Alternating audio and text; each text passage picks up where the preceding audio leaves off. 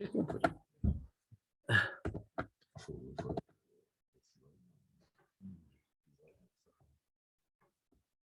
Bien, donc, Syrah est toujours très intéressante. Hein. Messieurs, pardon. Alors, ceux qui viennent de temps en temps sont priés de ne pas déranger les habitués.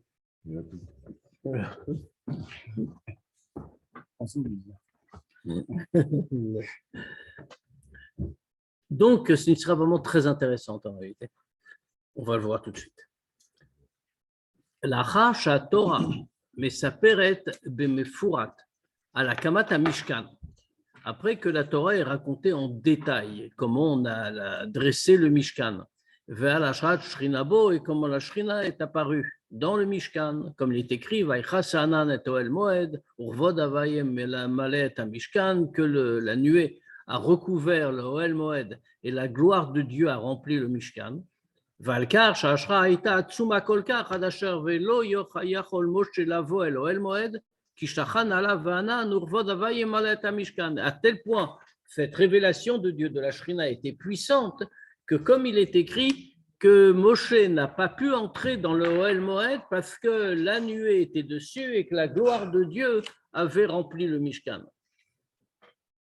Il y en a une pour toi, hein, si tu veux. Mais ça paierait à Torah. Et une fois qu'on nous a dit Torah, tout ça, alors la Torah continue et elle raconte Ubalot et Anan me'al Mishkan. Et quand la nuée s'élevait du Mishkan, Yis'u bnei Israël bechol amaseem. À ce moment-là, les Juifs repartaient en voyage dans toutes leurs étapes. Vim lo ala yale Anan velo yisau adiom me'aloto.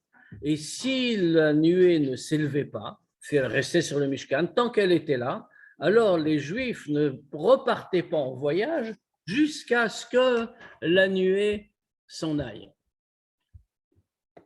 Yesh Lavi, qu'est-ce qu'on ne comprend pas? Les Chora, Shaechim Shne Psukim Elu, les Makom Shemedu Barbo, El Seder Masot, Israël Bamidbar. Qu'est-ce qu'on nous raconte ici? Dans notre paracha, si on reprend l'endroit où on en est dans la Torah en réalité, même si on regarde avec Vayakel, Vayakel nous a montré tout ce qu'on a rassemblé, tout ce qu'on a recueilli pour construire le Mishkan. Dans Koudé, on nous dit les détails et on nous dit qu'on a construit effectivement le Mishkan. En fait, on nous parle de la construction du Mishkan et puis de sa conséquence, bien sûr, c'est-à-dire que la Shrina descend sur le Mishkan. Très bien. Alors, en réalité, le sujet s'arrête là. Le sujet de la paracha s'arrête là. Et comment on continue après? On nous dit, et quand le Mishkan, et quand la nuée restait sur le Mishkan, alors, à ce moment-là, il n'y avait pas, les Juifs ne partaient pas, et c'est seulement quand la nuée s'élevait du Mishkan que les Juifs repartaient en voyage. Mais en réalité, cette idée-là n'est pas liée avec la construction du Mishkan, qui est tout le sujet de Vayakel Koudé. Ce sujet-là est lié avec les voyages du peuple juif, les différentes étapes. Donc, on aurait dû, ces deux psukim-là, où on nous explique que c'est quand la nuée était sur le Mishkan, il ne voyageait pas, et quand elle se levait, alors en même temps, il partait. Dans ce cas-là, ces deux psukim-là, ils auraient dû les classer, les Makom, Shemedou Barbo, Seder Masaot, Israël Bamidbar, à l'endroit où on est en train de nous dire comment les Juifs se sont déplacés dans le désert. Et d'ailleurs, là-bas, on voit bien que les choses sont répétées une deuxième fois. Ou be'achava, et longuement, be'parashat Ba'alotra. Maou Kesher ben Seder Masaot, quel est donc le rapport entre la façon de déplacement des Juifs, Shirag Baalot et Ananisou, Vim lo Yale velo Yisaou, que c'est quand la nuée s'élevait qu'ils voyageaient, et si la nuée ne s'élevait pas, alors ils ne partaient pas. Les Ben Tochen Parchatenu, avec le contenu général de notre paracha, Sheba Medoubar à la Shrat Ashrina Bemishkan, où on nous dit que le Mishkan est construit et la Shrina vient. Quel rapport avec le départ des Juifs? Pourquoi on n'a pas classé ça ailleurs, à l'endroit logique? On termine le Mishkan, c'est normal qu'on nous dise comment ça fonctionne. Non, Parce que ça, ce n'est pas lié au Mishkan. C'est justement la question.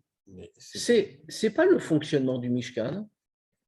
Ça, c'est la procédure de voyage des Juifs. La procédure du voyage des Juifs est liée avec la description du voyage. Donc, puisque de toute façon, il faut séparer quelque part, je veux dire, on ne va pas tout dire d'une traite. Cette idée-là, on va la revoir plus loin, comme le Rabbi le rapporte, dans Baal. Or, comme on va la voir dans Baalotra, ben, il aurait mieux valu le dire dans Baalotra, ce qu'on fait. Hein. Et là-bas, on le dit beaucoup plus longuement, avec les détails de la procédure. Alors qu'ici, non, on se contente de ces deux psukim qui tombent un peu comme ça. Alors, c'est vrai que ça se passe autour du Mishkan. Alors, il y a une logique aussi. C'est quelque chose qui part ou qui revient. Exactement. Alors, on peut dire qu'il y a un rapport, bien sûr, mais malgré tout, ce n'est pas le sujet. Le sujet, c'est la révélation de la Shrina dans le Mishkan, c'est tout. Et d'ailleurs, la révélation de la Shrina dans le Mishkan, ce n'est pas aussi quelque chose qu'on rapporte et qu'on développe par ailleurs dans Shmini. Oui, mais ici, on conclut. Alors là, il y a une logique. On nous parle du Mishkan. On a conclu la construction du Mishkan. Alors tout de suite, on voit la Shrina descend sur le Mishkan et la nuée se pose dessus. Alors, il y a une réponse du Sforno. Le Sforno Masbir. Le Sforno, donc, explique chez Ubealot et Anan, mais à la Mishkan Isaou, que quand la nuée montait du Mishkan, il partait en voyage. On nous le dit pour nous montrer à quel point la Shrina était fixée sur le Mishkan.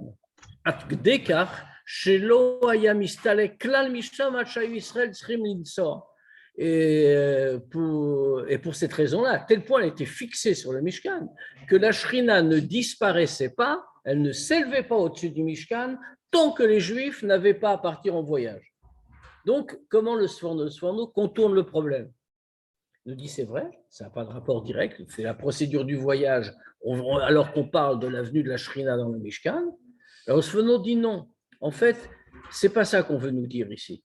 On veut nous apprendre autre chose, on veut nous apporter une preuve. Comment sait-on que la Shrina est tout le temps là-bas, qu'elle est venue et qu'elle n'a plus bougé?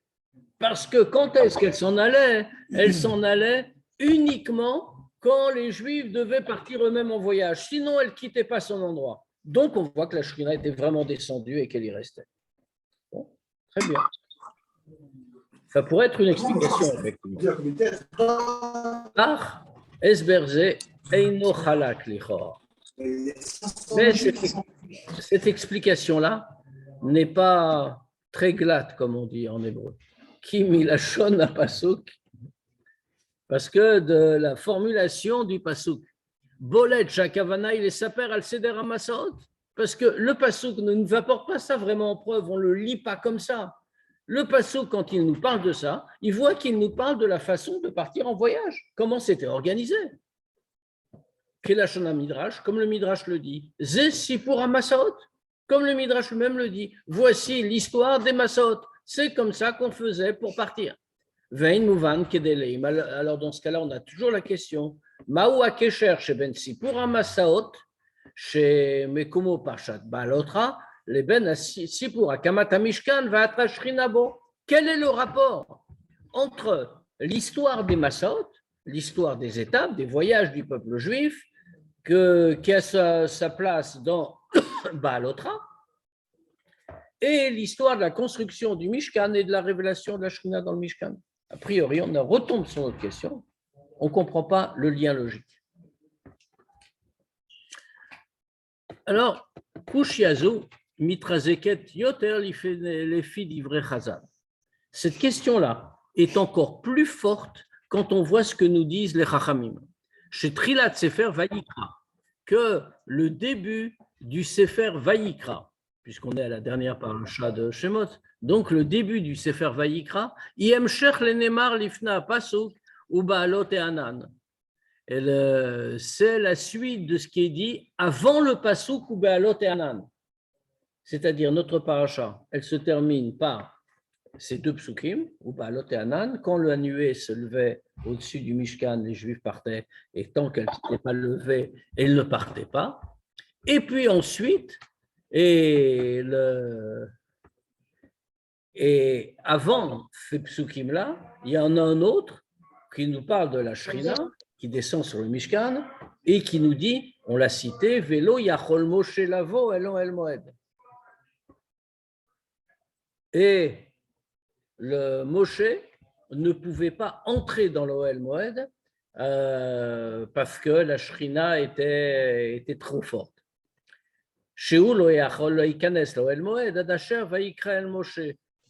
Or, qu'est-ce qu'on nous dit?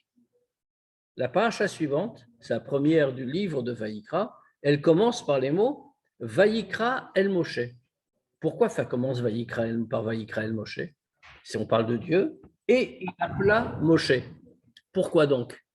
Parce qu'en réalité, on nous avait dit juste avant, Moshe ne pouvait pas entrer dans l'Ohel Moed. La Shrina était trop grande, trop puissante.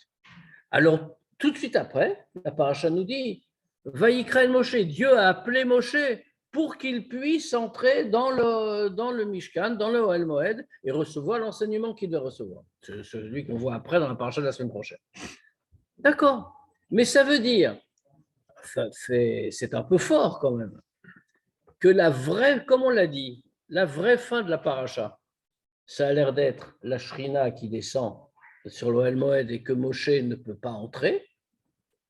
La preuve, c'est que la suite où Dieu intervient pour que Moshe entre, c'est dans Vaïkra El Moshe. Dieu appelle Moshe pour qu'il puisse entrer. Et au milieu, on a ces deux psukim qui nous disent que quand le Hanan, quand la nuée descendait sur le Mishkan, les Juifs restaient, et quand elle se levait, les Juifs partaient en voyage. Donc on voit bien que ces deux psukim ont l'air d'être au milieu, sans rapport avec ni ce qui est avant, ni ce qui est après. Et on renforce encore notre question. On ne peut pas interpréter que la nuée, c'est elle qui guide. Quand elle monte ou descend, le peuple suit. Oui, bien sûr, mais ce qu'on a dit, ce n'est pas le sujet ici. Ça, c'est la procédure du voyage. La procédure du voyage, on en parle quand on parle des voyages. On n'en parle pas quand il s'agit d'autre chose. Enfin, c'est notre question. Il y a une réponse, il ne faut pas s'inquiéter, mais c'est notre question de base.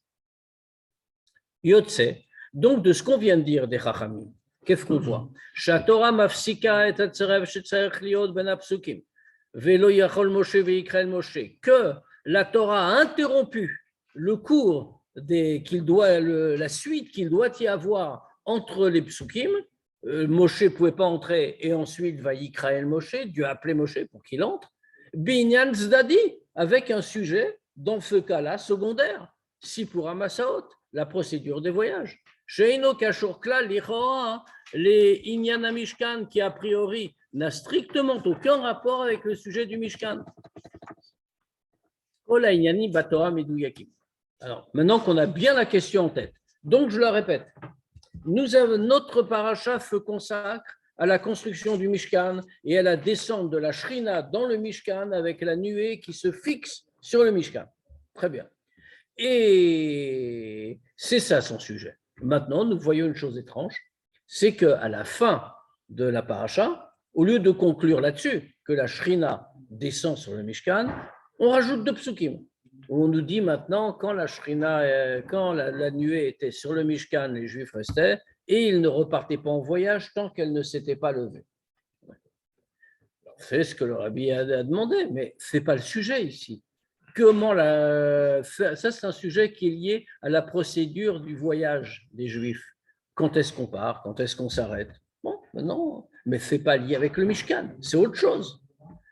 Et c'est tellement fort cette question qu'on la voit apparaître même chez les Chachamim, où on voit très bien que la suite de notre paracha est de la suivante, c'est-à-dire la première de Vaïkra, du livre de Vaïkra, la paracha de Vaïkra proprement dit. On nous dit, la Shrina était descendue sur le Mishkan et elle était tellement forte que Moshe ne pouvait pas entrer. C'est ce qu'on a vu dans notre paracha. Et puis ensuite, Vaïkra el Moshe, Dieu appelle Moshe parce que c'était le seul moyen que Moshe entre pour recevoir l'enseignement. Entre les deux, on s'est interrompu. Comment on s'est interrompu? Avec justement ces versets qui nous parlent des voyages du peuple juif, qui ne sont pas le sujet ici. En apparence, c'est une forte question. Mais Kol ha'inyanim baTorah meduyakim. Tous les sujets dans la Torah sont très précis. Vim nemar b'midrash vayikra el Moshe trilat chumash vayikra ou hemshech le velo yachol Moshe sof parshatenu. Et si le midrash nous dit que vayikra el Moshe, premier verset de la paracha prochaine, Dieu a appelé Moshe, fait la suite de velo yachol Moshe, qui est à la fin de notre paracha, que Moshe ne pouvait pas entrer dans le Mishkan. Mouvan, de là on comprend sheyesh kesher, qu'il y a un lien. Gam ben tochnan shel shte aparashiot shapsukim alelu em chelek men. On est obligé de dire que si les Chachamim nous enseignent que c'est une seule suite de la fin de notre paracha au début de Vayikra, c'est que ce n'est pas seulement comme cela dans les mots, mais que dans le contenu, il y a un lien très étroit entre nos deux parachiotes et les deux psukim qui sont au milieu font partie de ce lien de contenu. On va voir. Kelomar, c'est-à-dire, Sefer Vayikra, Sefer HaKorbanot, c'est-à-dire que le livre de Vayikra, qui est le Sefer HaKorbanot, le livre où on nous parle de tous les korbanot, tous les sacrifices qui étaient offerts dans le Mishkan. C'est la suite pas seulement de l'histoire de la construction du Mishkan. Amakom Shebo Mevim et Korbanot, l'endroit où on apportait les korbanot, et la gamme les prateofan Ashrat Ashrina Bemishkan. C'est pas seulement ça, fait pas seulement la suite de la construction. On a fait le Mishkan, donc on voit pour les korbanot. Non, c'est également la suite de tous les détails de l'apparition de la Shrina dans le Mishkan qui sont racontés dans notre parsha et particulièrement à la fin. Alors bien sûr, ça reste à développer. Viesh Lomar. Et donc, qu'est-ce que ça signifie?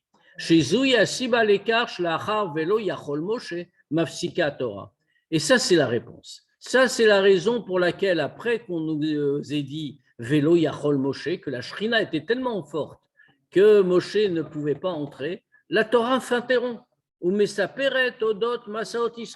Et elle nous parle des voyages du peuple juif. Comme ils sont liés au fait que le Hanan, que la nuée s'élève au-dessus du Mishkan. Istalkut Ashrina ma Mishkan, quand la Shrina s'en allait. Kinyana Korbanot, Kashur l'écart, parce que le sujet des Korbanot est lié à ça. Chez Biglal, Masaot, Israël, Bechol Masem, Nidraj, Ben Amasot, Inyan Shel Shrina. Quand les Juifs sont en voyage, c'est lié avec cette idée.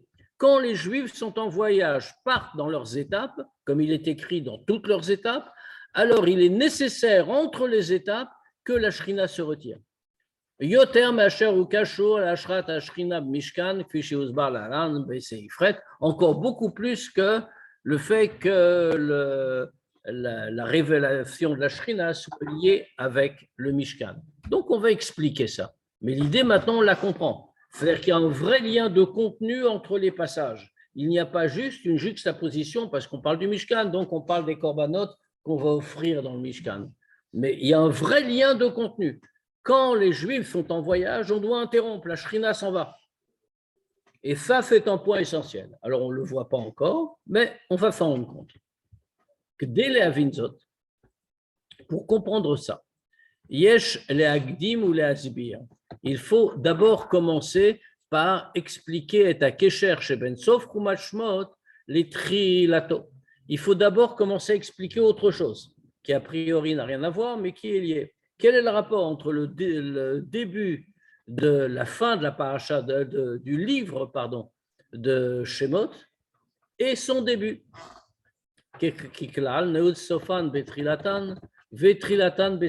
Comme c'est connu, le principe général qui est que la fin a rapport, on lit la fin et le début à la fin. Autrement dit, il y a toujours un rapport. Ça, le Rabbi l'a fait très souvent dans les Sichot, montrer comment il y a un lien toujours entre le début d'un livre de la Torah, ici Shemot pour ce qui nous concerne, le début de Shemot et la fin de Shemot. Les deux sont liés.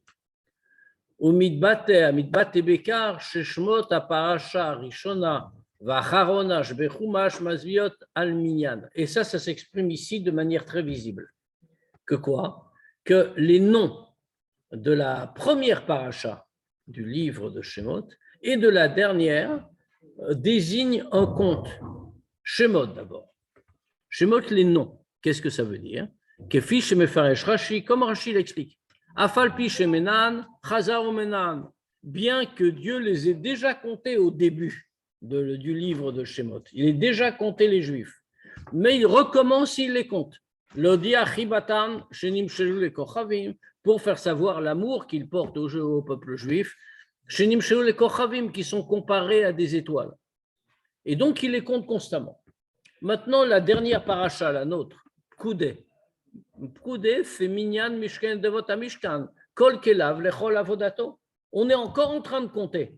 Qu'est-ce qu'on est en train de compter? On est en train de compter les poids des dons qui ont été faits au Mishkan, avec tous les ustensiles, pour tout le travail qui était nécessaire pour la construction. Donc, il y a un compte dans les deux cas. Compte des Juifs au début, compte des matériaux pour le Mishkan à la fin. Torno shel Sefer Shemot. Maintenant, qu'est-ce que c'est que l'histoire générale qu'il y a dans tout le livre de Shemot? Ou Geulat Israël Mitzrayim, c'est la sortie d'Égypte. Les fils de Tzaech Liot. Si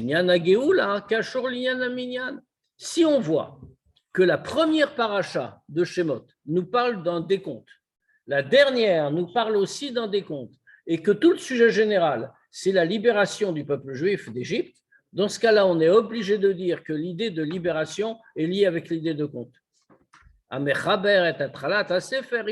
Puisque c'est l'idée de compte qui réunit la fin et le début du livre. Vélo Mouvan, évidemment, on ne comprend pas. Minyan ou Geoula, hem lichor, anyanim sotrim. C'est bien pire que le fait de ne pas comprendre. A priori, le compte et la délivrance, la libération, c'est a priori des choses totalement contradictoires. Pourquoi?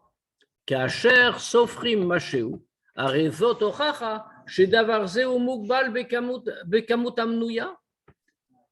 Quand on est en train de compter quelque chose. Ça même, c'est la preuve qu'on la limite, c'est limité à une quantité bien déterminée. Va minyan magishzot, et le compte le souligne. Leumazot, inversement. La geoula, la libération. Mare al matzav yitziam mitzrayim galut vagbalot. Alors qu'au contraire, la libération, c'est l'idée inverse. On sort de toutes les limites, on sort de toutes les limitations, et donc du compte, on sort d'exil. C'est l'élargissement. Alors que le compte, par définition, c'est une contrainte.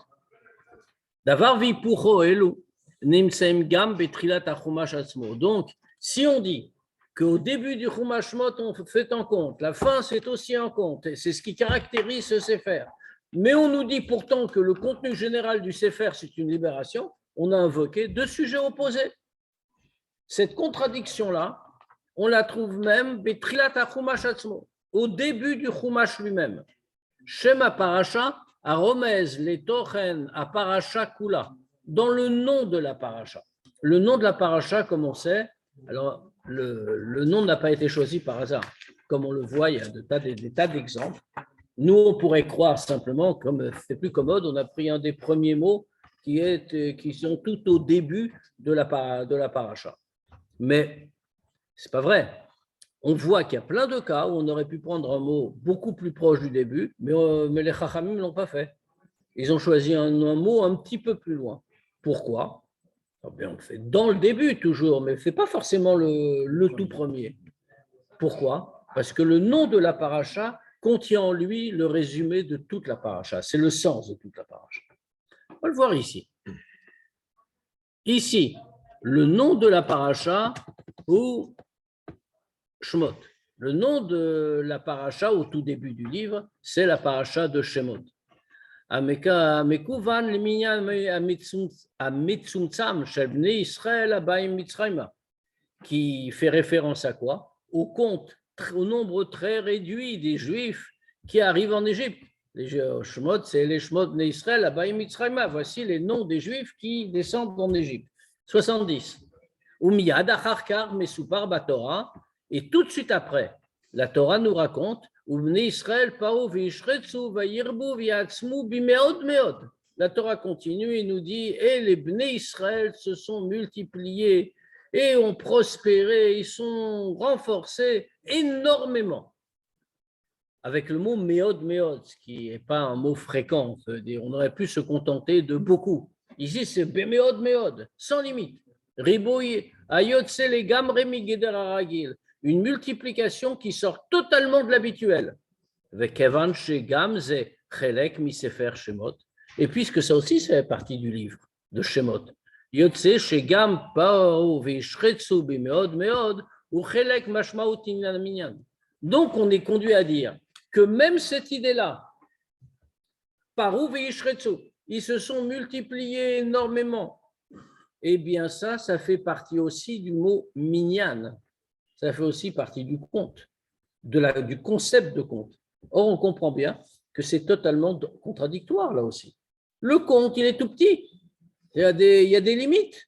Et en plus, au début, dans Shemot, on voit que le conte est très réduit, il y a 70 personnes. Et puis après, on nous dit, mais c'est énorme, ça devient énorme. Donc, dans la même idée, on a la notion de compte limité et contraint et la notion de multiplication quasiment à l'infini. Ou bedome l'écart, de la même façon. Motsim gam besof achumash. Cette question-là, on peut la poser, ça on l'a posé sur le début, on peut la voir aussi à la fin. À la fin, dans notre paracha. Koudé à Mishkan, les comptes du Mishkan. Maria Mispar Vagbala, comme on a dit, ça montre un nombre, ça désigne un nombre bien déterminé et donc une limite. Comme les ustensiles du Mishkan sont en nombre limité. Vilou besof parashat Pekoudé, Nemar Chevelo Yachol Kishachan. Alors qu'à la fin de la parashat Pekoudé, qu'est-ce qu'on nous dit? La Shrina est descendue et donc Moshe ne pouvait pas entrer dans le Mishkan parce que la Shrina résidait.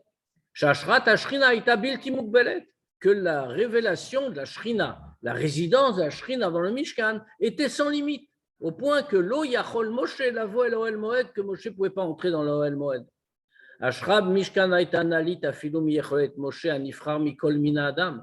La venue de la Shrina était même supérieure aux capacités de Moshe, qui était pourtant l'élu d'entre toutes les créatures humaines.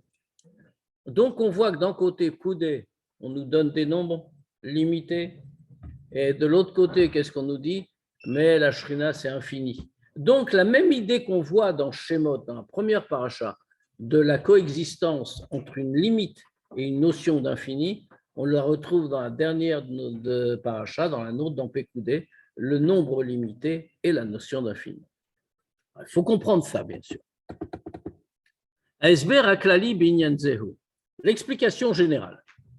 Omnam, Amatara, il a guial blikvul. Geoula, c'est sûr que le but, c'est d'arriver au blikvul, c'est-à-dire l'infini, la libération, la délivrance. Anili, anaalit, memidot vagbalot shel haolam, qui est bien supérieur à toutes les mesures, à toutes les limites du monde.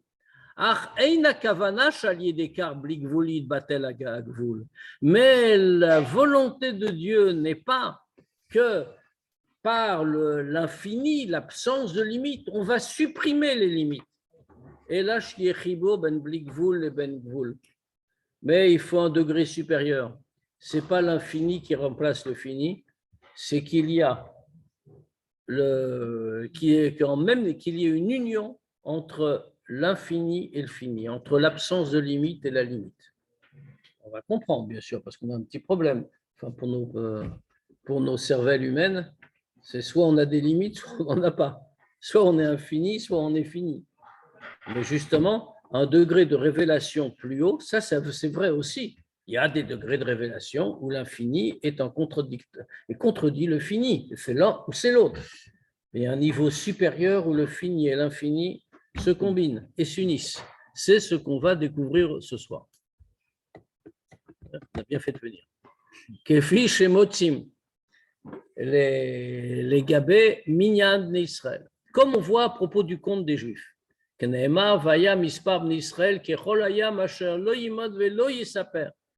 Que comme c'est marqué à propos des Juifs, il est écrit et le nombre des Bnei Israël est comme le sable de la mer qu'on ne peut pas mesurer et qu'on ne peut pas compter. La phrase est une superbe contradiction. On nous dit il y a un mispar des Bnei Israël, il y a un compte, il y a un nombre des Juifs, mais ce nombre des Juifs, il est de telle manière qu'on ne peut pas le compter. On les voit partout. Ça veut dire que C'est exactement la notion qu'on est en train de dire. Nombre, il y a un nombre. On n'est pas en train de nous dire il n'y a pas de nombre. Mais ce nombre-là est innombrable, n'a aucun rapport avec les nombres. Donc c'est pareil, les deux en même temps, le fini et l'infini sur le même point. Vekar gam legabé Mishkan. Pareil à propos du Mishkan. Ashra shalmala memdav agbala aita bekli Mishkan shem biminyan ou bimdida kedele. Et de la même manière, à propos du Mishkan, la fête venue de la Shrina, de plus haute que toute mesure, c'est où elle se passait? Dans le Mishkan, dans les Kélim, dans les ustensiles du Mishkan, qui eux avaient un nombre et une limite et une mesure. Autrement dit, on retrouve encore la juxtaposition du fini et de l'infini, plus que la juxtaposition, l'union entre le fini et l'infini. Kekevan shakavana eliona, initava kadosh baruch hu liot lo dira batartonim. Parce que puisque l'intention de Dieu dans la création, c'est d'avoir une demeure en bas, on a besoin d'avoir deux choses pour ça. Premièrement,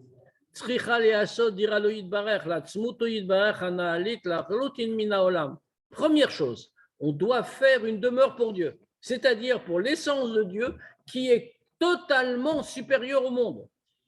Deuxièmement, la demeure doit être en bas. On ne dit pas qu'il faut faire une demeure dans les mondes spirituels, dans l'infini. Ça aurait été logique. C'est l'essence de Dieu qui doit y résider. Comment est-ce qu'on pourrait faire une demeure avec des murs, avec des mesures, en plus, des mesures très précises dont on nous parle dans la Torah, etc., etc. C'est ce qu'on nous dit. La dira, la demeure, doit être batartonim en bas.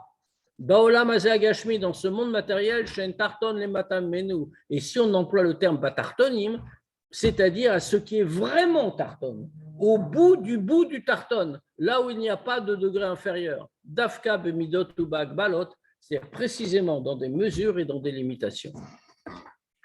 Shnei inyanim alelu.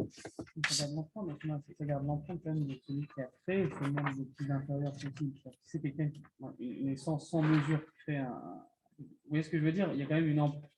Même si on dit qu'on est dans un monde complètement limité. Mais le monde est malgré tout limité. Je veux dire, on ne peut pas dire que le monde est infini. C'est vrai, bien sûr, mais c'est la création qui est infinie. Mais le monde tel qu'en dans ce degré-là, justement, c'est ce qui caractérise ce monde.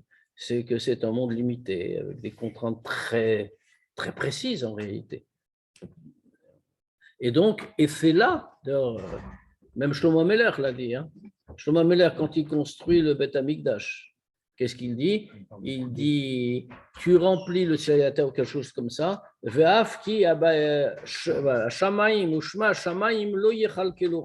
Le ciel et le ciel du ciel ne peuvent pas te contenir. C'est cette maison-là qui va te contenir. Lui-même a la question.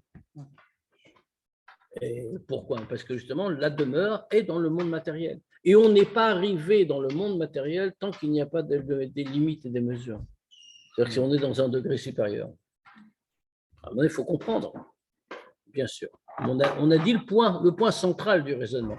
Il nous reste à l'expliquer. Ces deux points-là, premièrement, Adira la Tzmutoyid Barer, la demeure pour l'essence de Dieu. Et deuxièmement, Shadira Loyid Barer Batartonim, que cette demeure soit en bas. Mevatin Bofan Kali Bevdel Sheben Neshamot Israël Laolam. Ça s'exprime en nous. De manière générale, ça s'exprime dans la différence entre les âmes juives et le monde. On va expliquer.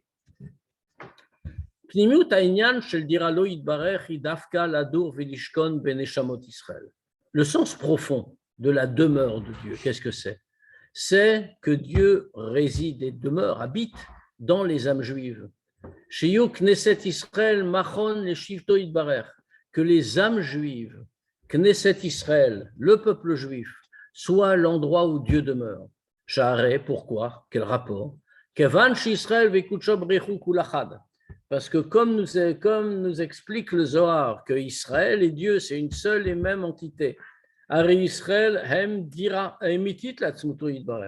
dans ce cas-là, les Juifs sont la vraie demeure de l'essence de Dieu. Si on peut dire, ils constituent une seule chose avec l'essence de Dieu. Ve'ilu, adira batartonim legabe haolam, irak shiye murgash baolam, shekol mitziuto imitzad atzmuto yitbarech, mibalodo ein shum mitziut klal ou klal. Alors que quand on parle de dira batartonim, de demeure en bas, demeure de Dieu en bas, par rapport au monde, c'est simplement que le monde ressente que toute son existence ne vient que de l'essence de Dieu. Et que si Dieu n'existait pas, le monde ne pourrait pas exister. Maintenant, avec toute cette élévation qu'on vient de dire, la demeure elle-même doit être faite justement batartonim, en bas. Ça veut dire quoi par rapport au Neshamot? Si on dit que la demeure au sens profond, c'est nous, nos Neshamot, parce qu'on est attaché avec Dieu, donc on est le lieu de résidence de Dieu, si l'on peut dire. Mais dans ce cas-là, qu'est-ce que ça signifie? Où est le tartonim chez nous? Où est le bas? Nous sommes la dira. Où est le bas? C'est le service de Dieu accompli par les Juifs dans ce monde-ci, dans ce monde inférieur. Dans le corps, non? Exactement. Par le corps, mais tout ce qu'un Juif accomplit en vérité, c'est le monde qui est concerné. Alors le corps, c'est notre moyen d'interaction avec le monde, mais c'est le monde qui est le tarton. C'est-à-dire que notre travail, qu'est-ce que c'est au travers des mitzvot? On transforme des choses matérielles en un ustensile pour la divinité. Pourquoi? Quand on utilise quelque chose pour le service de Dieu, il change de nature. Alors l'exemple le plus classique, c'est celui des tefilines. On prend un morceau de cuir, qui est un morceau de cuir très simple en réalité. Il n'a rien de spécial. Je veux dire, ce même cuir, s'il n'avait pas eu de chance, aurait pu devenir un sac à main ou une paire de chaussures. Il a eu la chance de devenir une paire de tefilines. Et avec ça, il a changé de nature. Il est devenu un objet saint. La preuve, c'est que même quand Shalom, des tefilines ne sont plus cachères, on n'a pas le droit de les jeter. Pourquoi est-ce qu'on n'aurait pas le droit de les jeter? Elles sont plus utiles. On peut en faire ce qu'on veut. On dit non, pourquoi? On doit les mettre de côté, enfin, comme on sait. Parce que l'objet matériel a littéralement changé de nature du fait qu'il a servi à une mitzvah. Alors, ça se voit moins pour le reste, mais c'est vrai pour toute chose. Quand un juif utilise n'importe quel aspect du monde pour le service de Dieu, allez, je prends mon ticket de métro et puis je vais dans le métro et avec ça, je vais aller prier ou étudier. Mais le ticket lui-même a changé de nature, pas comme des tefilines, on a le droit de le jeter après. mais il a, d'une certaine manière, bien sûr, il a aussi changé de nature. Et ça, c'est tout le travail d'un juif toute la journée. On a tous changé de nature. Mais nous, on a déjà une nature. Non, nous, c'est différent. On va enfin se rendre compte de notre véritable nature. Voilà, c'est ça. Mais comment on peut Ça, c'est de l'accroche. C'est pas tu mets des choses comme ça. Le ticket de métro, il change de nature. La clé de la porte de la maison, elle change de nature. C'est une incitation à venir au cours. Mais comment on peut concilier ça avec ce que dit les Tania ces derniers jours là, d'un Fritat, que tout ce qui est créé dans le monde, c'est tout est Dieu. Donc à partir du moment où tout est Dieu, comment, avec un acte, on peut décider que ça va être pour Dieu et ça ne va pas être pour Dieu? Si tout est Dieu, ce n'est pas nous qui allons changer la nature de l'objet. On parle pas de. Tu as raison, mais on ne parle pas du même point de vue en réalité.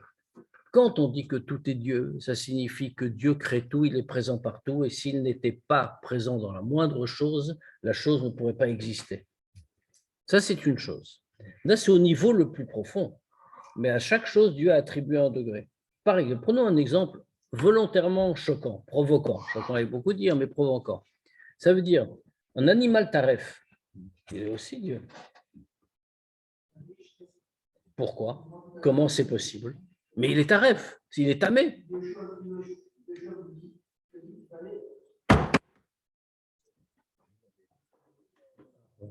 Et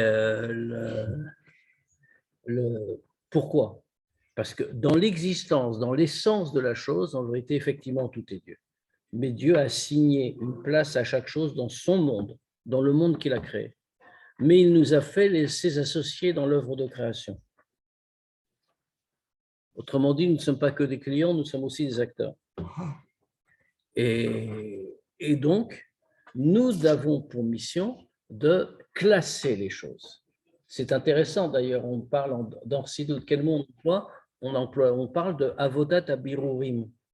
Si je traduis en ivrite, là, tout bêtement, on ne traduit jamais parce que c'est bizarre comme mot. Avodat Abirurim, ça veut dire un travail de tri. On est en train de trier. Nous sommes des agents trieurs. On est en train de faire ressortir quelque chose, de l'élever quand il doit l'être et de le rejeter quand il ne doit pas l'être. Ça, c'est notre travail. Donc, on parle en vérité de deux choses différentes. De la nature, l'essence. Quand tu dis ça, tu parles de la nature et de l'essence profonde des choses. Effectivement, tout est Dieu, s'il y a quelque chose, rien est en dehors de Dieu. Même la clipa, d'une certaine manière, Dieu l'a créé aussi. Si Dieu n'avait pas créé l'impureté n'existerait pas.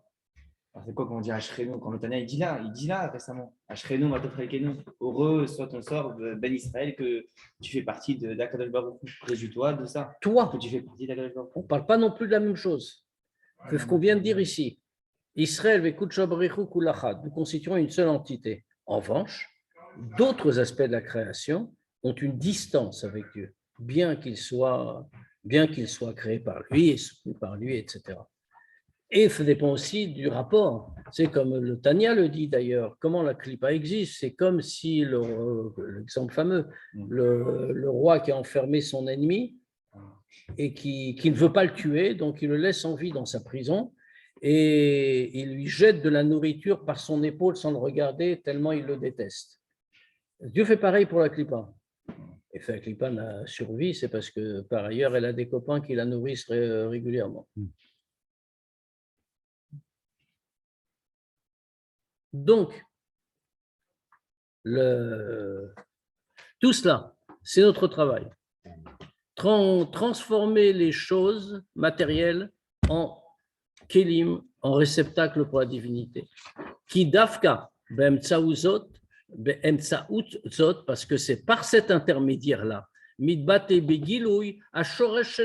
Israël, que s'exprime véritablement et de manière révélée la source des âmes juives. Comme elles sont unies avec Dieu, puisqu'elles sont capables de faire cette transformation. En d'autres termes, on voit apparaître clairement le fait que les Juifs sont la demeure de Dieu, et qu'ils sont totalement unis avec Dieu, sans aucune limite, aucun obstacle. Quand est-ce qu'on s'en rend compte? Puisque sinon, on a l'impression d'être comme tout le monde. On est des êtres matériels, séparés de Dieu, comme un animal, comme un mur, comme une pierre, comme n'importe qui. On dit non, c'est pas vrai, mais quand est-ce qu'on s'en rend compte? C'est quand on voit que les limites du tarton, les limites du bas, Einad me'avot mirchol, ne constituent pas un obstacle. Et là, les pères, mais c'est le contraire. Atartonim atzmam nefachim al yedi Israël makom asui liyot dira lo yitbarer. Le bas lui-même, le degré le plus bas, le matériel grossier, est transformé par les Juifs en un endroit qui est fait pour devenir la demeure de Dieu. Bekar.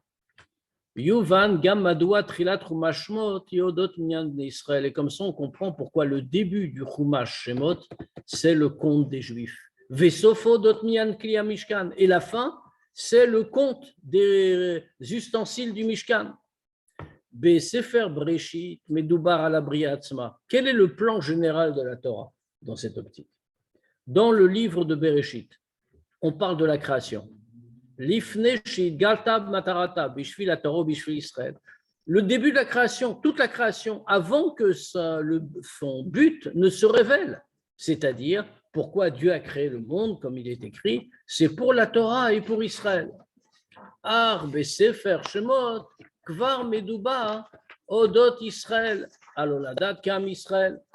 Alors que dans Shemot, déjà on parle d'Israël, on parle du peuple juif, on parle de la naissance du peuple juif. Ve'odot Torah, on parle de la Torah. Shaliadam mitmasheshet kavanat abria, que par l'intermédiaire de la Torah et du peuple juif se concrétise toute l'intention de la création. Ubekar yeshtri lavesof. Et c'est pour ça qu'il y a un début. Ainsi, de cette manière-là, il y a un début et une fin. À Trila, le début d'abord. Ikar à Ikar va pnimiut, c'est-à-dire le principal et la profondeur, chez la kavana de cette intention-là de Dieu, c'est chez Bnei Israël meuchadim matzmuto yitbarer, c'est que les Juifs soient unis avec l'essence de Dieu. Chez Zoui mashmauto shel minyan Israël parshat Shemot, c'est ça tout le sens du conte du peuple juif qui est fait dans la paracha de Shemot, comme l'a dit le verset lui-même, Leodia chibatan, pour faire savoir l'amour que Dieu leur porte, le fait qu'ils sont unis avec lui. Et c'est pour ça que ce conte-là est fait par Dieu lui-même. Akadosh Baruch Hu Sofram Batorah, Dieu compte les Juifs dans la Torah. Ve'asof, et la fin. Klomar, Bitsua Matara Bepoel, c'est-à-dire l'accomplissement de ce but concrètement. Hu Aliede Asiat Mishkan, Lachem Yitbarer Midvarim Gashmin. C'est quand on est en train de construire le Mishkan pour Dieu, et avec quoi? Pas un Mishkan spirituel, avec des éléments matériels, du minéral, du végétal. Kevan, Sheshoresh Neshamot Israël Kfishen Meuchadot Imatzmuto Yitbarer. Puisque la source des Neshamot juives, comme elles sont unies avec l'essence de Dieu, Midgale Dafka Ba'avoda Batartonim, se révèle précisément dans le travail que nous effectuons en bas. Makom Shelelem Vester, c'est quoi le bas? C'est l'endroit où Dieu est caché, où on ne voit rien. Mouvan, chez Zena Sebikar Liede Avoda Matarton. De là, on comprend que comment on réalise ce travail? C'est en travaillant avec le bas, puisque le bas ne montre rien, on est dans un endroit complètement obscur. Donc, il faut travailler ici, avec cet endroit-là. A priori, ce n'est pas un réceptacle pour la divinité. Bofan klali yoter. Et si on regarde encore plus généralement, ce n'est pas seulement en bas. Ba'avoda betkufat agalut. C'est par tout notre travail alors qu'on est en galout, en exil. Sheba ein elokut meira begaloui baolam. Que dans le temps dans lequel nous vivons, Dieu n'éclaire pas de façon visible dans le monde. Yoter me'asher ze naasa liede avodat bniat hamikdash makom shel gilui elokut. Beaucoup plus que quand on le réalisait par le service dans le Mishkan, où il y avait justement un dévoilement de Dieu. C'était aussi Batartonim. Le Mishkan est un édifice en bas, dans le monde d'en bas. Mais d'une certaine manière, nous sommes beaucoup plus loin, beaucoup plus bas encore que cette époque, puisque maintenant nous ne voyons rien. Mais inversement, cet éloignement même fait notre supériorité parce que c'est là qu'on arrive au plus bas et qu'on peut vraiment faire le travail. C'est-à-dire qu'on avait le Mishkan ou Beth Amikdash, les Juifs ou les non-Juifs voyaient la divinité. Ouais. Oui, dans le Mishkan, à l'intérieur du Mishkan, il y avait une révélation constante. Et le monde était différent. Dans le Beth Amikdash aussi, il y avait une révélation constante. Et le monde en était différent. Le monde n'est pas le même si Dieu est toujours là, comme tu disais. Mais quand Dieu se révèle, ça ne change pas seulement l'endroit où il se révèle, ça change l'univers tout entier. Donc l'époque. Et là, l'époque était différente. D'ailleurs, comme on le voit, elle était. Même les non-juifs à l'époque sont certainement moins grossiers que les juifs que les non-juifs de notre temps. Parce qu'il y a le Mishkan. Parce qu'il y a la révélation de Dieu dans le Mishkan, plus que le Mishkan. C'est un autre monde. Il y a un retrait du monde. Il y a un retrécissement du monde qui suit la disparition d'Ashkina. Vezeo. Ça augmente notre travail, ça nous donne plus de mérite, mais plus de travail. Et ça va ensemble en général. Vezo esber lekach, shebesium asipur odot mlechet hamishkan, ve'ashrat hashchina bo, mesupar batora al sipur hamasaot, akashur le ubealot et anan. Et maintenant, on peut répondre à notre question de départ. Ça, c'est l'explication pourquoi, à la fin de toute cette histoire de la construction du Mishkan et de la Shrina qui descend, la Torah nous parle des voyages du peuple juif. Quand la nuée s'élevait, le peuple juif pouvait reprendre son voyage. Pourquoi? Quel rapport? Tachlit Mishkan, le but du Mishkan, c'est-à-dire Asiat diraloïd barabatartonim, faire pour Dieu une demeure en bas. מתבצעת בעיקר על ידי כך שהמשכן נותן כוח שעיקר יהיה גם בכל מעשיהם. Le but du Mishkan, c'est-à-dire faire une demeure pour Dieu en bas, s'exprime essentiellement par le fait que le Mishkan donne la force qui va en être ainsi également dans tous les voyages, dans toutes les étapes, pas seulement dans ce moment-là. Fiche et Mever Admour Azaken. Comme l'explique l'Admour Azaken, Shamasaot bamidbar romzim lebiru vezechur midbar ha'amim b'mesher tkufat hagalut. Comme l'Admour Azaken l'explique, que les voyages du peuple juif dans le désert, en dehors de leur signification historique, etc., représentent quelque chose d'autre. Ils représentent les longs voyages que nous faisons pendant toute la période de la galoute, dans toute la période de l'exil, où nous devons raffiner tous les endroits où nous passons. Ça, cette œuvre-là, les Juifs la commencent dans le désert. Et nous continuons à le faire dans ce qu'on appelle Midbar Hamim, le désert des peuples, c'est-à-dire celui que nous traversons. Chez Az, qu'à ce moment-là, Shrinta Begaluta, à ce moment-là, la Shrina est en exil, quand nous sommes en exil. Ve'en Gilou Shrina ou Baalot E'anan, Istalkut Ashrina, et il n'y a pas de révélation d'Ashrina. La Shrina est partie, elle s'est élevée au-dessus du Mishkan, elle n'est pas là de manière visible. Ve'Israël Mevarerim, et qu'est-ce que font les Juifs? Ils sont en train de trier, justement. Ve'ofrim et E'elem Olam, ils transforment l'obscurité, le voilement du monde. Car chez Gamsham Meir Olokut, de telle manière que même dans un monde obscur, va éclairer la divinité.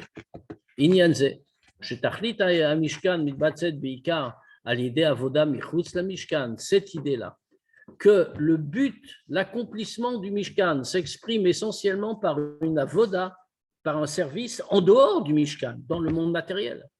Mitbate Beinyan Mishkan Atzmo, ça se voit dans le Mishkan lui-même. Bekar Shikar Avda Mishkan Yavodat Korbanot, dans un fait simple.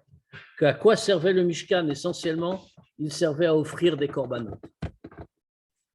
Avdel ben etzem Mishkan et ben avodat korbanot. Quelle est la différence entre le Mishkan lui-même et le service qu'on y accomplissait, les korbanot?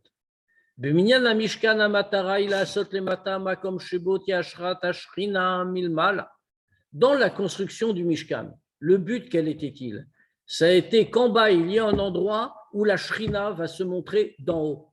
Ashra, Nalit, les Gamre, Midvarim, Bagashmim, une révélation de la Shrina bien plus élevée que les choses matérielles. Vélo kolkar, la lot et advarim, Agashmim, Shemem, Banu et Amishkan. Mais le but n'était pas tellement d'élever les choses matérielles avec lesquelles le Mishkan a été construit. C'était plutôt que la Shrina descende. Veilu mashmaut avdat korbanoti. Alors qu'au contraire, le sens des korbanot, qu'est-ce que c'est? Les varer ou les alot ou vela alot et abema agashmit vekadome. C'est d'élever, de trier, si on peut dire, spiritualiser pour élever l'animal matériel, etc., les offrandes. Ou leur fera les korban lachem, l'ikdusha, et faire d'un simple animal une offrande à Dieu, c'est-à-dire de l'attacher avec la kdusha. Les fichach. Et donc, למרות שעבודת הקורבנות והשכנת הקדושה של ידה היא הכנה לעלות יותר, להשחרה שבמשכן, בארון וכו'. Et donc, bien que toute la voda des korbanot, tout ce travail des offrandes, sacrifices, et la résidence de la Gdusha qui est entraînée par elle, c'est une préparation, une élévation supérieure. Ce qui se passait dans le Mishkan, dans le Haron où il y avait les Luchot, etc. Shlachan ha'alef shel vayikra yalef zeira amaré al tzimtzum. C'est pour ça que dans le Sefer Torah, si vous avez l'occasion de regarder, vous verrez que dans le mot vayikra, le aleph est plus petit que la normale. Il y a 3 façons d'écrire les lettres dans le Sefer Torah. On peut écrire, enfin toujours une signification, on ne fait pas n'importe comment, bien sûr. Il y a la taille normale et il y a la lettre qu'on appelle rabati quand elle est grande et une lettre zeira quand elle est petite. Dans le cas de Vayikra, le mot Vayikra s'écrit normalement et le aleph, c'est un aleph zeira, obligatoirement. Si on n'a pas écrit comme ça, il faut recommencer. Donc, c'est pourquoi? parce que fait plus petit, ça représente quelque chose. Amaré al tzimtzum, ça représente un tzimtzum, contraction. Pourquoi? Qui avodat a korbanot, tochen sefer vayikra, sefer a korbanot, parce que toute la avoda, tout ce service des korbanot, puisque tout le sefer vayikra, tout le troisième livre de la Torah, il est appelé sefer a korbanot, c'est le livre des korbanot, il ne parle que de ça.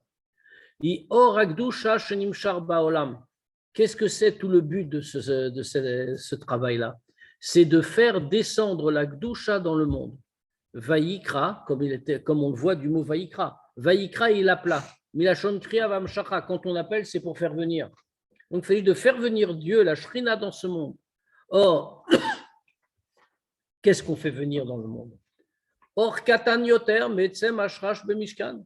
Une lumière plus petite que celle que le Mishkan fait descendre. Et donc, c'est représenté par un petit aleph, pour dire que cette lumière-là est contractée. Bechol zot, malgré tout. Dafka al-yedekar, c'est précisément par ça, magim le matara naalik yoter shel Mishkan. C'est par ça qu'on arrive au but plus élevé du Mishkan, c'est-à-dire, afirat advarim agashim atzmam les clés leokut, transformer les choses matérielles en elles-mêmes en un réceptacle pour la divinité.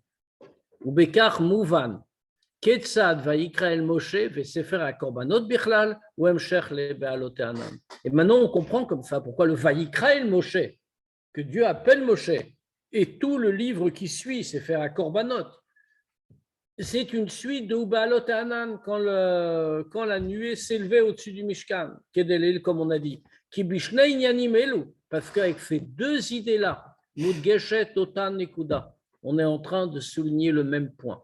Chez Tachlit à Mishkan, à Midbatset Beyeter Shlemut Davka, à l'idée Avoda Bemakom Shein Boashrat Ashrina Bemishkan.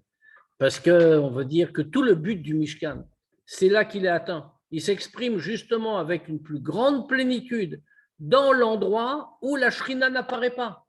C'est quand elle est partie, quand elle se lève. À ce moment-là, on est 1 degré plus bas, on fait notre travail, et à ce moment-là, on arrive au plus haut. L'enseignement de tout ça. L'amrot,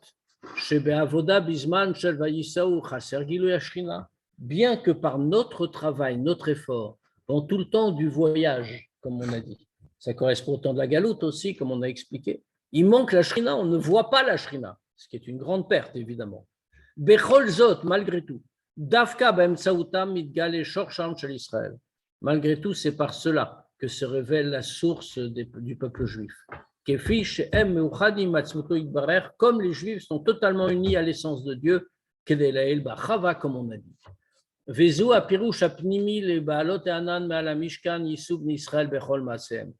Et ça, c'est le sens profond du passouk qu'on a cité. Et quand la nuée s'élevait au-dessus du Mishkan, les Juifs allaient en voyage dans toutes leurs étapes. Omnam,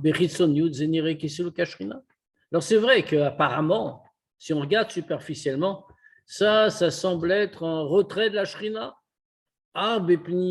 Mais profondément, l'okrim shefa midarga shemeale anan. En réalité, on est en train de prendre une lumière divine d'un degré qui est au-dessus de la nuée. Dafka allié avodazu, et précisément par ce travail-là, cet effort-là, le Hanan s'est élevé, on a été prendre plus haut. Et quand on a été prendre au-dessus du Hanan, on l'a fait descendre dans le Mishkan à l'étape suivante. Maséem, toutes leurs étapes. Dans l'étape qui suivait, parce qu'il y a eu une avancée. Et ça, c'est l'enseignement pour chacun et chacune dans le travail spirituel à accomplir. Sans tenir compte de l'obscurité de l'exil. Ou particulièrement qu'on se connaît soi-même avec sincérité. Chacun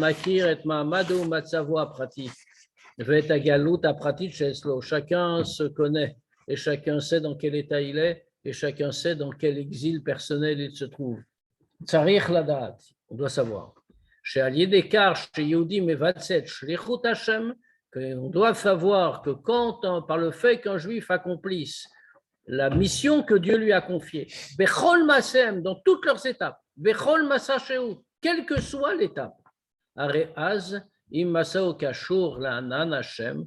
Alors, dans ce moment-là, si son étape est liée avec la nuée de Dieu, Shirak ou Balot et Anam, Vim lo Yale, Velo Yisaouk, simplement quand la nuée s'est élevée, et tant qu'elle ne s'est pas élevée, on ne voyage pas. Veu Yodea, Shema Vaye Mitzade Gaver Konenu, et lui, il est conscient que Dieu dirige tous les pas de l'homme. Shebechol Makom ou Bechol Matzav, Shebaem ou Sharouy, ou Kashur le Shlechut Hashem. Ça veut dire quoi? Que là où il va, lui croit qu'il a décidé tout seul. Mais en réalité, c'est Dieu qui a décidé ça pour lui. Que dans tout endroit ou dans toute situation où il se trouve, il est lié avec la mission confiée par Dieu. La Sotlo Yidbrer dira Batartonim, de lui faire une demeure en bas. On me met là, et donc automatiquement, la Saobe Galout ou les Firat Son Hashem. C'est sûr que son étape en Galout, elle est selon la volonté de Dieu. Alors dans ce cas-là, ça entraîne pour lui que le Hanan, que la nuée va s'élever pour le bien. La nuée va encore monter, il va recevoir la lumière de Dieu d'encore plus haut que le Hanan, plus haut que la nuée. La mode chez Gam Gilouy Hanan n'allait à Fioter, Micholet Dargat Moshe Rabbeinu à la Vachalom. À Kayemet Benafsho, bien que déjà la révélation de cette nuée, c'est une chose extraordinaire. C'est encore plus haut que la capacité de Moshe, comme on a dit tout à l'heure. Et cette capacité de Moshe existe en chacun, puisqu'il y a un Moshe Rabbeinu dans chacun d'entre nous. Il va prendre d'encore plus haut. Il va faire descendre toute cette lumière à l'étape suivante. Jusqu'à ce que Israël et Akadosh Baruch Hu constituent une seule entité.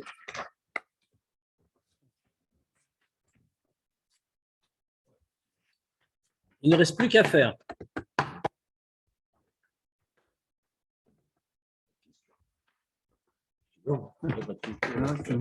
Pas de questions?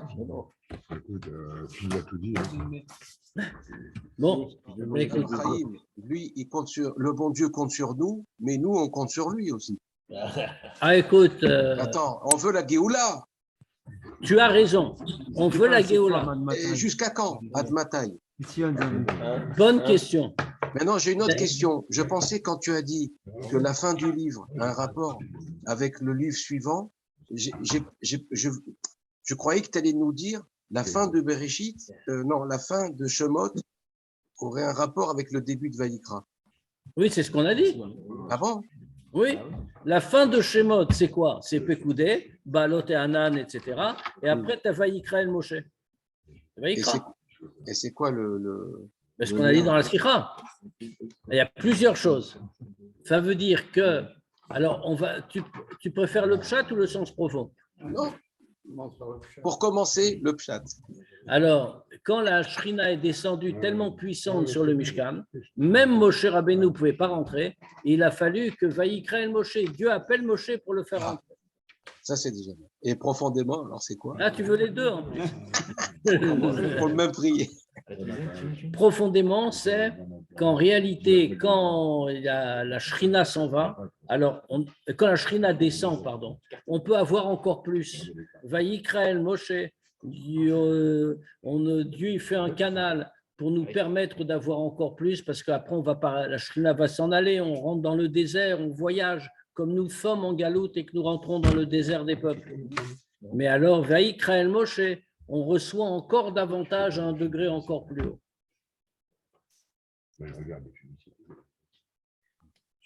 Allez. Chodesh Tov, Shabbat Shalom. Pour le Tanya lundi soir, ce sera encore une dernière fois enregistré. Je suis obligé d'aller à un gala dans le 12e. Ah. Donc. Gala d'Idan. Voilà. Veimru Amen. Shabbat Shalom. Shabbat Shalom. Shabbat Shalom. Shabbat Shalom.